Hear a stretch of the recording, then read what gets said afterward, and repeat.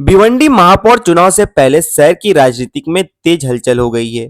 Bharatiya Janata party के भीतर उम्मीदवार को लेकर हुए बदलाव ने सियासी माहौल को और गर्म कर दिया है। पहले पार्टी की ओर से महापौर पद के लिए नारायण चौधरी का नाम सामने आया था, लेकिन अब खबरों के मुताबिक बीजेपी ने अधिकृत उम्मीदवार के तौर पर स्नेहा मेहुल पाटिल के नाम की पुष्टि कर दी है।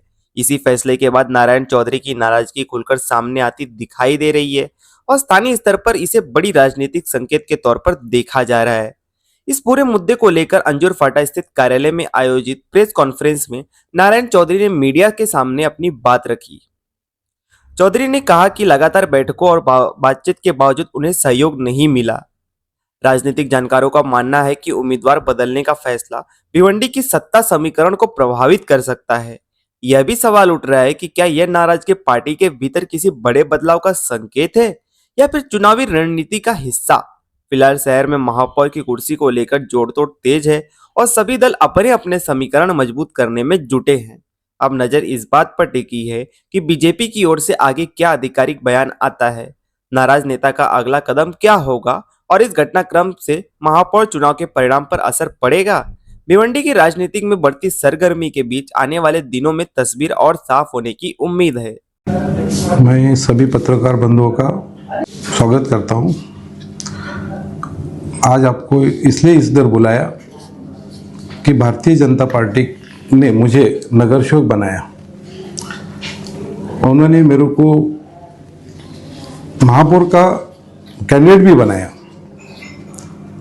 मैं भारतीय जनता पार्टी का शुक्रगुजार हूं कि उन्होंने इतना बड़ा मेरे को सम्मान दिया।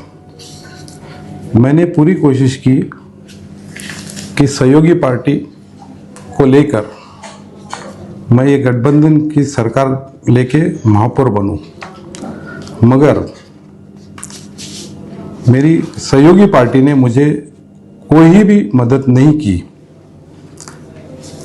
मैं आज 10 दिन से मेरा कैंप लगा के बैठा हूँ। सारी मीटिंगें हुई हमारी सहयोगी पार्टी के साथ भी, उन्होंने बोला कैंप भी लगाओ, मगर उन्होंने मेरे को कैंप लगाने के बाद मुझे सहयोग नहीं किया। उन्होंने अपना अलग कैंप लगाया।